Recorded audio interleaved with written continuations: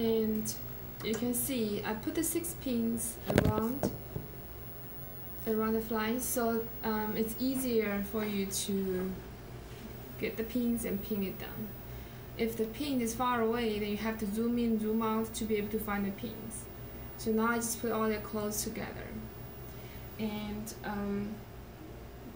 the larvae move away. So you can identify the larval head and the larval tail. And when you dissect it, you want to make the dorsal sides up. And how you tell that is when you see, if I zoom in, when you see the 2 trachea, and the 2 tracheas should be on the top, which is dorsal side, and the nervous systems on the ventral side will be on the bottom. So when we pin the flies, the first 2 pins, the first pin is pin on the mouth, which you can see the black part.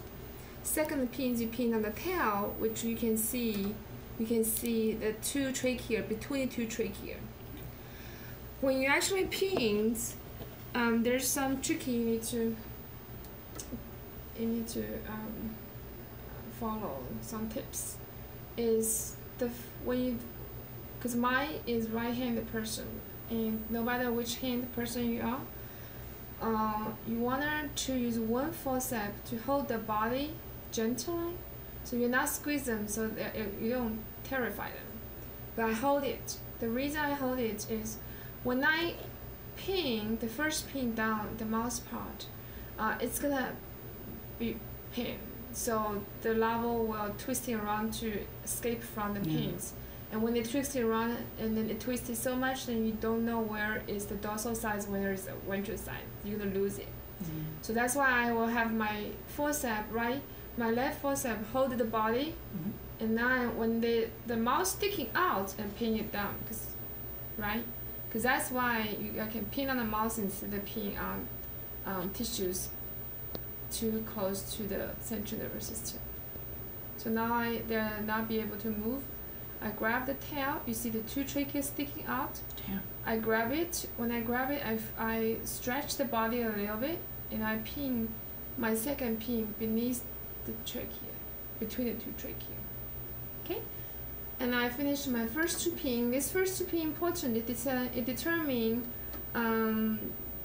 how nice stretching the cuticles will be set. So it looks okay. I may probably gonna readjust it to stretch the body a little bit. The reason is you still can see some wrinkle on the sides, suggests the body muscle is still in contracted position. You want it extend out. Okay, because so I'm gonna readjust it. So I will just take the pin out and stretch a little bit. And, oh, okay. I think I make a mistake. Because I make a hole there, so I can't use this one again. I have to make another. So whenever I make a hole, too much hole, everything's inside of boost out, and now I will lose the position. Yeah. So the first 2 pins important. I'm gonna get just to use the tabby ones to demonstrate. Alright, we do again. So again, you hold the fly larva with your one forceps, another forceps pin it down when the mouth sticking out. Okay, and my second pin, I will just grab the tail. You see the 2 tracheas sticking out and a long stretch out and pin it down. Okay. You don't want to stretch too much. You don't want to stretch too little. You want to just can stand the body out. Okay, now I am gonna cut it open. So when I cut, and that's like a tabby one, so it's really strange. So you see the 2 trachea, right? When you cut, you make a first little horizontal cut over here, and then you insert the scissors and then cut. You want to cut between the 2 trachea. That's the even part. That's why you can have a left side and right sides will be the same identical part. If you cut too close one side, and then one will be less, one will be more cuticles left over. So you trying to start one in the middle. So I'm gonna do that. And just make a small horizontal cut. Okay, a little long as I can insert my scissor end there. You want too much, then a lot of things will boost out from the opening hole. Okay, so I do cut. I do one little by one little. One little by one little.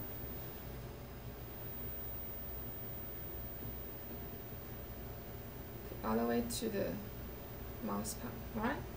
So once you're done the cut, if it's a successful cut, you will see all the internal body organ, including the testis, is sticking out. Okay. Is that intestine? That's the intestines, the gut. Yeah. Okay. So then you can check to make sure you did a all the way cut through. You didn't left over anything intact. Okay, so I do a check to make sure all this skin has been open. Okay, now what I do is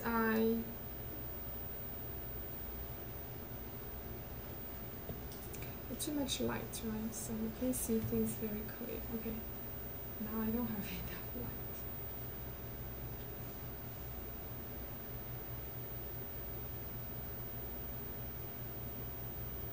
Oops, no.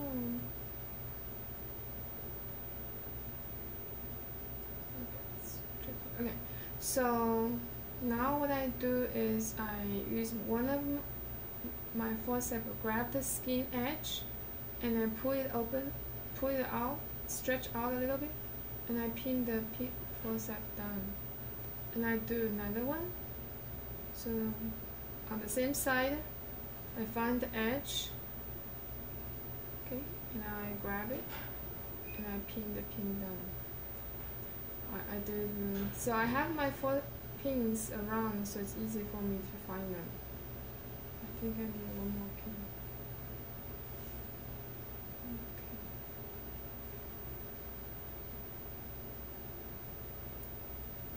Alright. Is it still alive? I think so.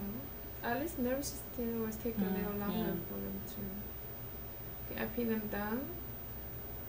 And the last one, I find the edge.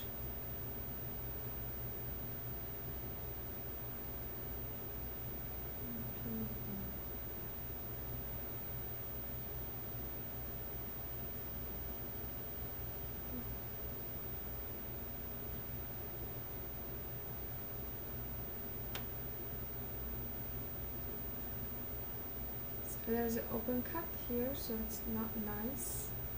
I have to readjust the pin.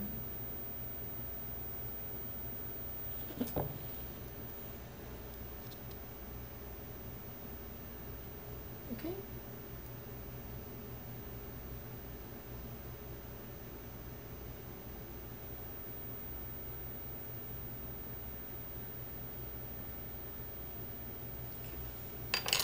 Alright, now I finished the pin.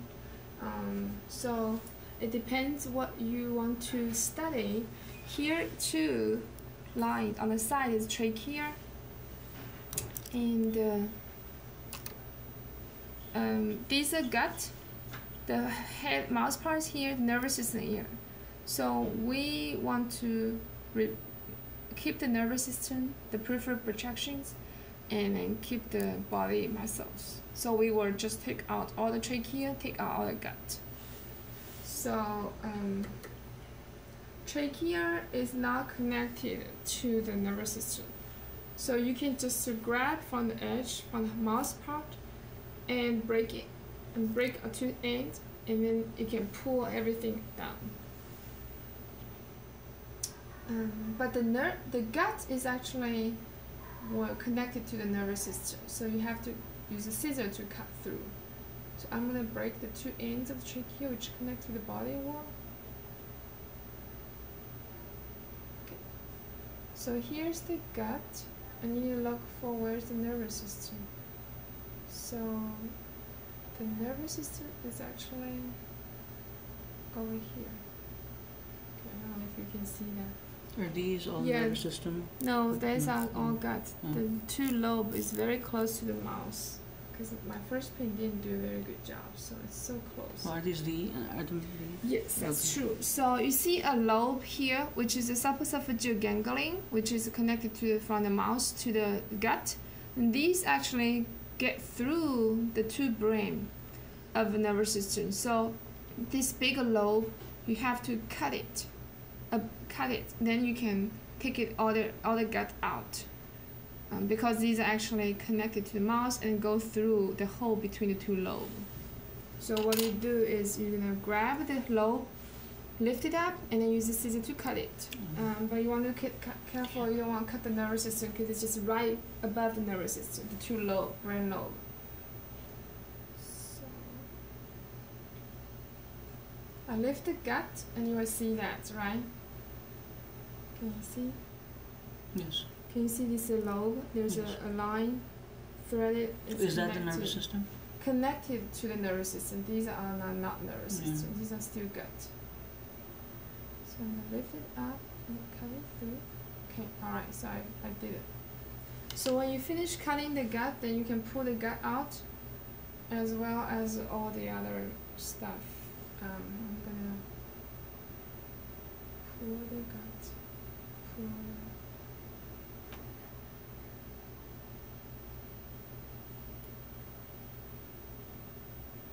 these there's two salivary gland on the side, and you can remove it too.